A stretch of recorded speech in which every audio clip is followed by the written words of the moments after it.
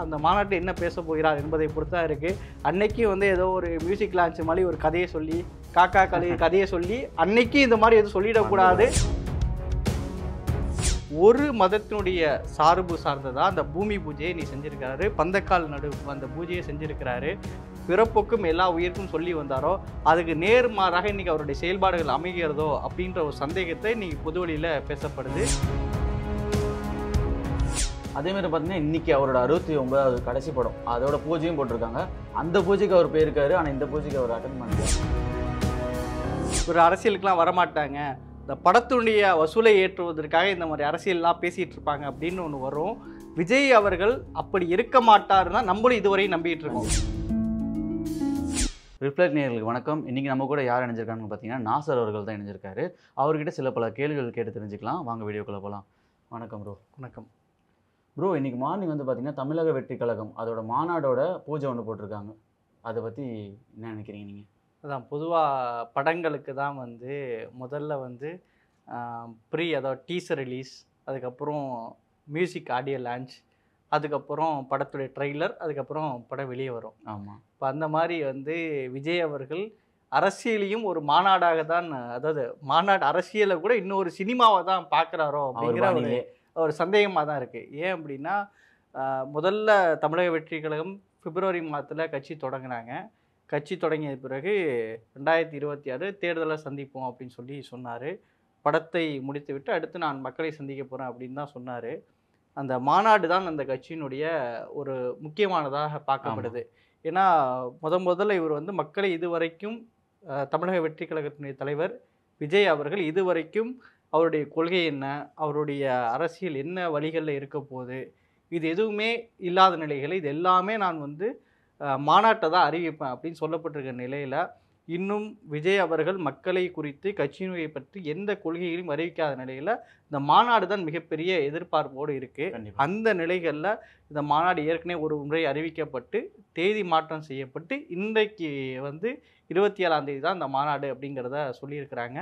அந்த மாநாட்டுக்காக இன்றைக்கு வந்து என்னென்னா ஒரு பூஜையெல்லாம் செஞ்சு பூமி பூஜை செஞ்சு இந்த மாநாட்டுக்கான பந்தக்காலில் நட்டுருக்குறாங்க.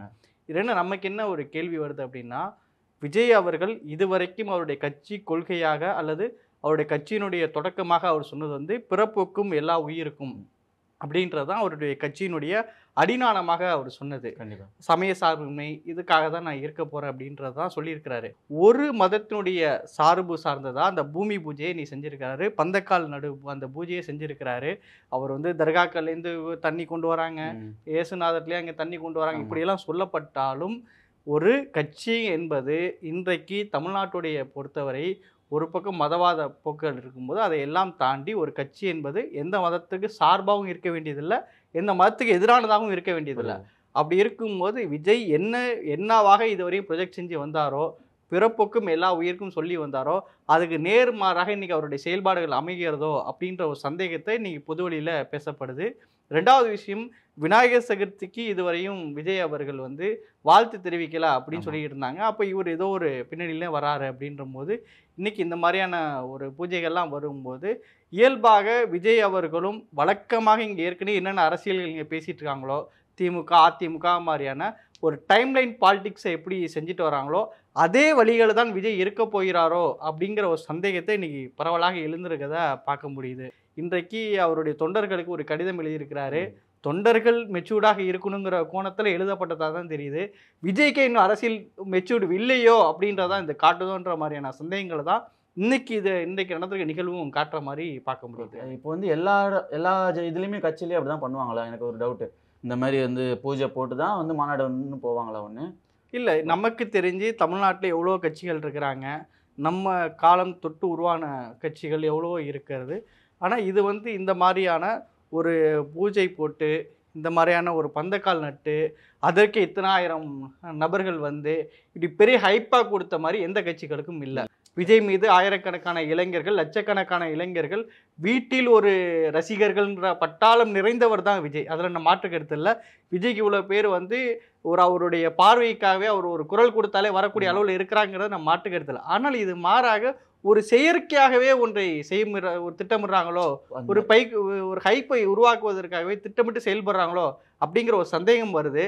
மாறாக இந்த மாநாடுங்கிறது அவர் நேரடியாக மக்களை சந்திக்கும் போது இந்த மாநாட்டில் அவர் என்ன பேச போறார், என்ன மாதிரியான கொள்கைகளை பேச போறார் அப்படின்றத வச்சு தான் இந்த ஹைப்பு இவருடைய அடுத்த கட்ட நகர்வு இருக்குங்கிறத தான் பார்க்க முடியுது. அதே மாதிரி பார்த்தீங்கன்னா இன்னைக்கு அவரோட 69வது கடைசி படம், அதோட பூஜையும் போட்டிருக்காங்க. அந்த பூஜைக்கு அவர் போயிருக்காரு, ஆனால் இந்த பூஜைக்கு அவர் அட்டன் பண்ணல. அதை பற்றி நீங்கள் நினைக்கிறீங்க? அப்போ விஜயை பற்றி நீங்கள் என்ன சொல்றீங்க? விஜய்க்கு அரசியலோட சினிமா தான் முக்கியம் சொல்ல வரீங்க? அப்படி சொல்ல வரல. அது எனக்கு தெரிஞ்சு அதோட இதுதான் மெயினாக பார்க்குறதா இருக்கு இல்லையா? அந்த பூஜைக்கு அட்டன் பண்ணாமல் புஷி ஆனந்தை மட்டும் உட்கார வச்சுட்டு அவர் வராமலே இருந்துட்டு, ஆனால் நேற்று வரைக்கும் நியூஸ் சேனலில் என்ன சொல்லியிருந்தாங்கன்னா அவர் கண்டிப்பாக வருவார், பரிவேற்றம் கட்டுவார், எல்லாமே அட்டன் பண்ணுவாங்கன்னு சொல்லிட்டு பேசியிருந்தாங்க. ஆனால் அவர் வரவே இல்லை. இன்னைக்கு வந்து பார்த்தீங்கன்னா இந்த இடத்துல வந்து இல்லை, அதுதான் இப்போது விஜயை பொறுத்த வரைக்கும் ஒரு விஷயம் வந்து பொதுவாகவே வந்து இந்த நடிகர்கள் அரசியல் வருகையை பற்றி ஒரு சந்தேகத்தை பொதுவாகவே ஒரு பார்வை இருக்கும். இவர் அரசியலுக்கெலாம் வரமாட்டாங்க, இந்த படத்துடைய வசூலை ஏற்றுவதற்காக இந்த மாதிரி அரசியல்லாம் பேசிகிட்டு இருப்பாங்க அப்படின்னு ஒன்று வரும். விஜய் அவர்கள் அப்படி இருக்க மாட்டாருன்னா நம்மளும் இதுவரையும் நம்பிக்கிட்டு இருக்கோம். ஏன்னா இவர் வந்து அரசியலுக்கு வருவேன், இயேசுநாதர் ஒரு வரையில் சொல்லுவாருங்களா, நான் இறுதி நாளில் வருவது உறுதி, அந்த மாதிரி இல்லாமல் ரஜினி மாதிரிலாம் சொல்லாமல் நான் அரசியலுக்கு வருவது உறுதி, தேதி பின்னர் அறிவிக்கப்படும், அந்த மாதிரிலாம் இல்லாமல் நேரடியாக கட்சி ஆரம்பித்தார், அதற்கான கொடியை அறிவிச்சிட்டாரு, அந்த பாடல்கள் வெளியிட்டார், எல்லாம் பண்ணிட்டாரு, மக்களை சந்திக்க போகிறார், அதுக்கான நிர்வாகிகளை எல்லாமே அவருக்கு பண்ண ஆரம்பிச்சிட்டாரு. அப்படி இருக்கும்போது இந்த சூழ்நிலையில் கூட அவரே வந்து எனக்கு தெரிஞ்சு இந்த பந்தக்கால் விருது இது சும்மா மக்களை ஏமாற்றுவதற்கான ஒன்றாக தான் விஜய் நினைக்கிறாரோன்னு நமக்கு தோணுது. ஏன்னா விஜய் பற்றி ஒரு அரசியல் பிம்பம் இருக்குது. ஏன்னா விஜய் வந்து இப்போது இந்த விநாயகர் சதுர்த்தி இஷ்யூலேருந்து பல விஷயங்கள் என்ன சொல்கிறாங்கன்னா, இவர் வந்து பெரியாருக்கு மாலை போட்டதுலேருந்து இவர் ஒரு குறிப்பிட்ட மதத்துக்கு எதிரானவராக இருப்பார். ஏற்கனவே ஜோசப் விஜய் தான் அவரை பற்றி அரசியலில் ஹெச்ராஜெல்லாம் சர்ச்சை கிளப்புனாங்க. இப்போ அப்படி இருக்கும்போது ஏதோ ஒரு வகையில் விஜய் நான் இந்துக்களினுடைய பிரதிநிதியாக காட்ட வேண்டிய தேவைக்கு அவர் தள்ளப்படுறாரோ அப்படிங்கிற ஒரு சந்தேகமும் வருது. எனவே இது வந்து ஒரு கட்சியினுடைய சார்பு நிலையிலிருந்து ஒரு கட்சிங்கிறது எந்த மதத்துக்கும் ஆதரவாக இருக்கக்கூடாது, எதிராகவும் இருக்கக்கூடாது அப்படிங்கிற ஒரு நிலைப்பாட்டே நம்ம விமர்சனம் வச்சாலும் விஜய் மீது இப்படி ஒரு இந்துக்களுக்கு எதிரானவர், அவர் ஒரு ஜோசப் விஜய், அவர் ஒரு கிறிஸ்தவர் இப்படின்னு சொல்லப்படுது. ஏற்கனவே வந்து விஜய் ஒரு படம் ஒன்று வச்சுருந்தார். அவருடைய டிபியில் பார்த்தீங்கன்னா முதல்ல ட்விட்டரில் என்ன வச்சுருந்தாருன்னா ஒரு பொட்டு வச்சு வச்சுருந்தார். இப்போ அதை மாற்றிட்டார். இப்போ இதையெல்லாம் வந்து விமர்சனத்துக்கு உள்ளாகும் போது நாங்கள் வந்து பெரும்பான்மை இந்த சமூகத்தில் விட பெரும்பான்மை மதமாக இருக்கக்கூடிய இந்து மக்களுடைய பிரதிநிதிகளாக தான் நாங்கள் இருக்கிறோம் அப்படிங்கிறத ஒரு மறைமுகமாக காட்டுவதற்காக இந்த புஷி ஆனந்த் போன்றவர்கள் ஒரு குறியீடாக இதை பண்றாங்களோ அப்படிங்கிற ஒரு சந்தேகம் இருக்கு. அவர் வந்து அட்டன் பண்ணியிருக்கணும் இல்லையா?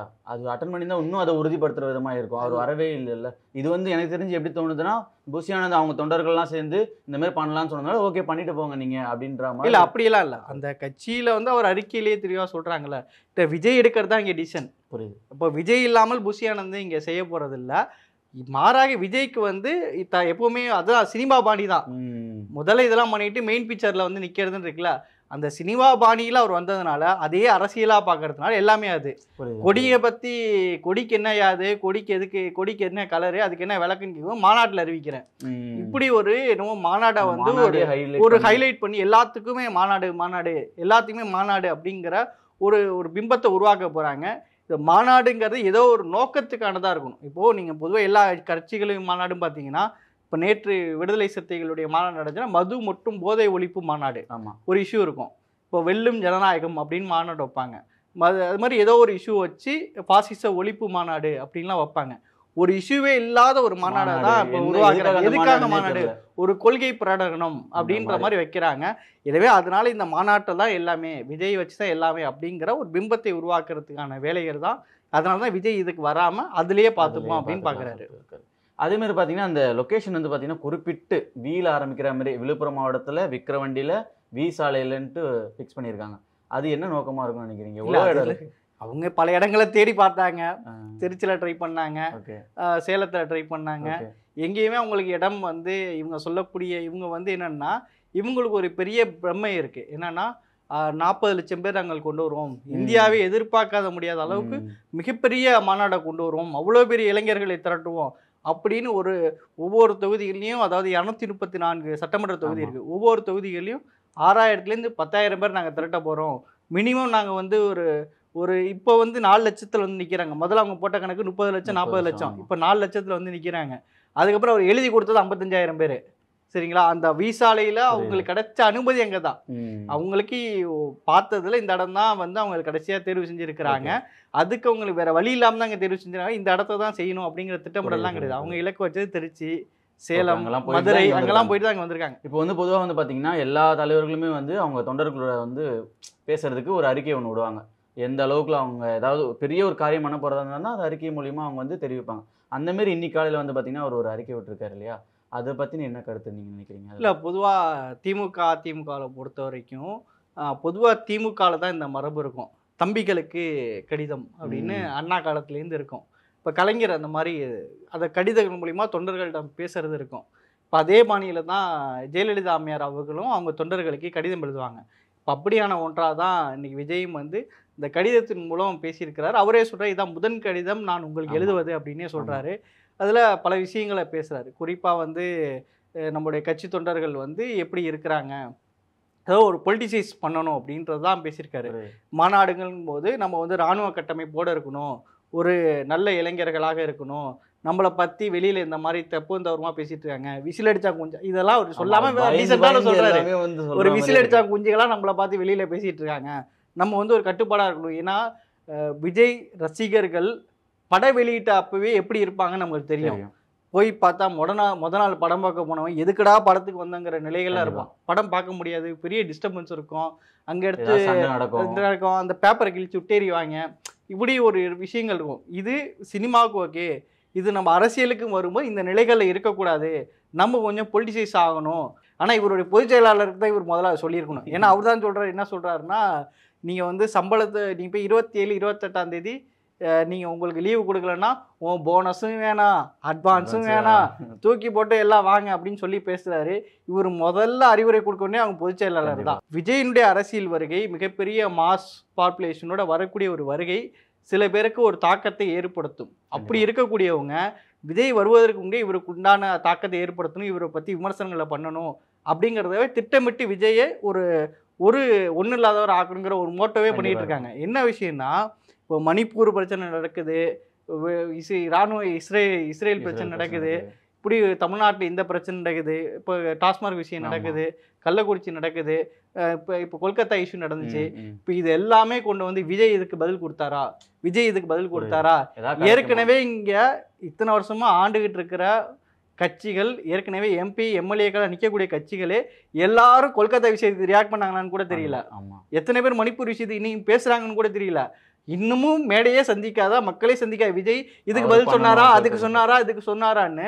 எதுக்குன்னா, இது விஜய் வருவதற்கு முன்னாடியே அவரை வந்து இந்த மாதிரி ஒரு டம்மி பீஸ் ஆக்கணும் அப்படின்னு பார்க்குறாங்க. விஜய் வந்து லெட்டர் பேட கட்சி, ஒன்றும் இல்லாத கட்சி இப்படின்னு சில பேர் அரசியல் விமர்சகர்களாக சில பேர் பேசிகிட்டு இருக்காங்க. இவர்களுக்கு எல்லாருக்கும் நான் மாநாட்டில் வந்து பதில் கொடுப்போம், நம்மளுடைய செயல்கள் மூலமாக பதில் கொடுப்போம் அப்படின்னு அவர் சொல்லியிருக்கிறாரு. இங்கே மக்கள் வந்து ஒரு மத நம்பிக்கை கொண்ட மக்களாக இருந்தாலும் இங்கே மக்கள் இவன் இந்து, இவர் ஸ்டாலின் வந்து இந்த மதத்துக்காரவர், இங்கே வந்து எடப்பாடி வந்து இந்த மதத்துக்காரவர், மோடி வந்து இந்த மதத்துக்காரவர், இவர் ராகுல் காந்தி இந்த மதத்துக்காரவர் அப்படிங்கிறத வச்சு தமிழ்நாட்டில் இங்கே அந்த மனநிலை கிடையாது. இங்கே மக்கள் வந்து அப்பா இவங்க வந்தாங்கன்னா எனக்கு இந்த நலத்திட்டங்களை பண்ணி கொடுப்பாங்க, இவங்க வந்து இந்த இலவச திட்டங்கள் தராங்க, இவங்க வந்து இதை செய்கிறேன்னு சொல்கிறாங்க, இவங்க வந்து இந்த இதை எங்களுக்கு மேம்படுத்தி தரேன்னு சொல்கிறாங்க, இவங்க இந்த பிரச்சனைலாம் சரி பண்ணுறாங்கன்னு சொல்கிறாங்க. இந்த மாதிரி மக்கள் நல திட்டங்களை வச்சு தான் இங்கே மக்களுடைய மைண்ட் செட் இருக்குது. கண்டிப்பாக இங்கே மக்களுடைய பிரச்சனைகளை யார் அட்ரஸ் பண்ணுறாங்களோ அதை வச்சு தான் இருக்குது. எனவே இப்போ விஜய் அவர்களுடைய அரசியலுங்கிறது இங்கே தமிழ்நாட்டில் ஏற்கனவே இங்கே வந்து ஒரு சமூக நீதி பாலிடிக்ஸ் இருக்குது, இங்கே மக்கள் நல திட்டங்கள் இருக்குது, இது எல்லாம் அடிப்படையாக வச்சு தான் அவருடைய கொள்கைகள் வகுப்பாரு. ஏற்கனவே இங்கே திமுக இவங்கெல்லாம் என்ன கொள்கையை பேசுகிறாங்களோ, திமுக, நாம் தமிழர் மற்ற கட்சிகளை என்ன பண்ணுறாங்களோ அதையெல்லாம் கலந்த ஒரு ஃப்ரூட் மிக்சர் கொள்கை தான் விஜயோடைய கொள்கையாக இருக்கும் அப்படின்னு தான் நான் பார்க்குறேன். ஓகே. ஆக்சுவலாக வந்து பார்த்தீங்கன்னா ஒரு நபர் சார்ந்து இல்லை, தமிழக வெற்றி கழகம்னாலே விஜய் மட்டும்தான் மைண்டுக்கு வராங்க. பூசி ஆனந்த் வர்றாரு, அவரும் ஒழுங்காக வரல. வெண்பம் எல்லாருமே வந்து பார்த்தீங்கன்னா அவரை பார்த்தாலே ஒரு காமெடி பேஸாக பார்க்குறாங்க, வில்லனாக பார்க்குறாங்க. அவர் கரெக்டான ஒரு பேர் எடுக்கவே இல்லை. ஏன்னா இப்போ இந்த கொள்கையில் வந்து அவர் சொல்லுவார், அதை சொன்ன பிறகு தான் எல்லாருமே தெரியும்னு நினைக்கிறீங்க இல்லையா? இன்னொரு விஷயம் என்னென்னா, இதில் இன்னொரு சிக்கல் இருக்குது. கொள்கையை பார்த்து தான் எந்த கட்சி வராங்கன்னு கிடையாது. கொள்கை உள்ள கட்சியாக இருந்தால் கம்யூனிஸ்ட் கட்சி தான் இன்றைக்கி ஆளுங்கட்சியாக எதிர்கட்சியாக இருக்கும். ஆமாம், அவங்க எல்லாருக்குமே இங்கே பிம்பம் தாங்க. இப்போது ஸ்டாலின் எடுத்துக்கிட்டா உதயநிதி, திரைபிம்பம் உதயநிதி. இப்போது விடுதலை சிறுத்தைகள் எடுத்திங்கன்னா திருமாவளவன், நாம் தமிழர் எடுத்துக்கிட்டா சீமான். இப்போ இவங்கெல்லாம் வந்து 2ஆம் நிலை தலைவர்கள் யார் தெரியும், யாருக்கு மக்கள் தெரியும்? அது இவர் சினிமாலே வந்ததுனால கூடுதல் பிம்பமாக இருக்குது. அது இன்னொரு பிம்பமாக இருக்குது. அரசியல்வாதிகள் ஏற்கனவே சினிமாக்காரர்களாக இருக்கிறதுனால இன்றைக்கி நடிகர்களே அரசியலுக்கு வர ஆரம்பிச்சிட்டாங்க அப்படின்னு சொல்லுவார். இப்போ அந்த மாதிரி தான் ஏற்கனவே இங்கே அரசியலுங்கிறது கொள்கையெல்லாம் விட்டு போய் தலைவர்கள்ன்ற பிம்பத்தை நோக்கி வந்ததுக்கப்புறம் இன்றைக்கு ஏற்கனவே நடிகர்களாக இருக்கக்கூடியவங்க அதே பிம்பத்தை பயன்படுத்திட்டு வராங்க. இங்கே கொள்கை கோட்பாடெல்லாம் வந்து ரெண்டாவது தாங்க. அதையெல்லாம் வந்து அறிவாளிகள் பார்க்கக்கூடிய ஒரு விஷயம். மக்களுக்கு நீ என்ன செய்ய போற, மக்களுடைய அன்றாட பிரச்சனைகள் என்ன பண்ண போற. மக்கள் இன்றைக்கும் தமிழ்நாட்டில் மிகப்பெரிய அளவில் வேலைவாய்ப்பின்மை பெரிய பிரச்சனையாக இருக்குது. சம்பளம் இன்றைக்கு மிகப்பெரிய ஒவ்வொரு நாளும் மக்கள் வந்து கூலி, அதாவது அன்றாட சிக்கல்கள் அதிகமாக இருக்கு. இந்த பிரச்சனையை விஜய் என்ன தீர்வு சொல்லுவார்? இவர்கள் எல்லோரும் மாநாட்டுக்கு பெரிய அளவில் வரதான் போறாங்க. இவர்கள் எல்லோரையும் விஜய் எப்படி அரசியலாக மாற்ற போகிறார்? வெறும் மாநாடுங்கிற ஒரு நாளை வச்சு மட்டும் கிடையாது. அன்னைக்கு லட்சக்கணக்கான பேர் கூட வரலாம். விஜய்ங்கிற ஒரு நபரை பார்க்கறதுக்கு ஒரு மாவட்டத்திலும் கூட பல பேர் வரலாம்.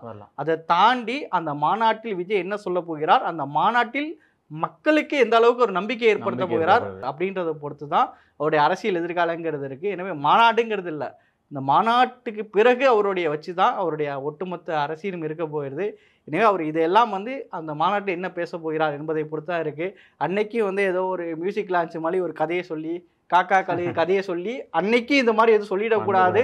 மாறாக ஒரு ஆக்கப்பூர்வமாக மக்கள் பிரச்சனை பேசணும்னு நம்மளும் எதிர்பார்க்குறோம். எனவே தமிழக வெற்றி கழகத்தினுடைய மாநாடு ஒரு வெற்றியான மாநாடாக அமையணுங்கிறது தான் நம்மளுடைய விருப்பமாகவும் இருக்குங்கிறது தான் நம்மளும் இங்கேருந்து தெரிவிச்சுக்கிறோம். ஓகே, நான் இவ்வளோ நேரம் கேட்ட கேள்விக்கெல்லாம் அழகாக தெளிவாக பதில் சொன்னீங்க. உங்கள் நேரத்துக்கு ரொம்ப ரொம்ப நன்றி. இன்னொரு பதிவில் நம்ம மீட் பண்ணலாம். வணக்கம்.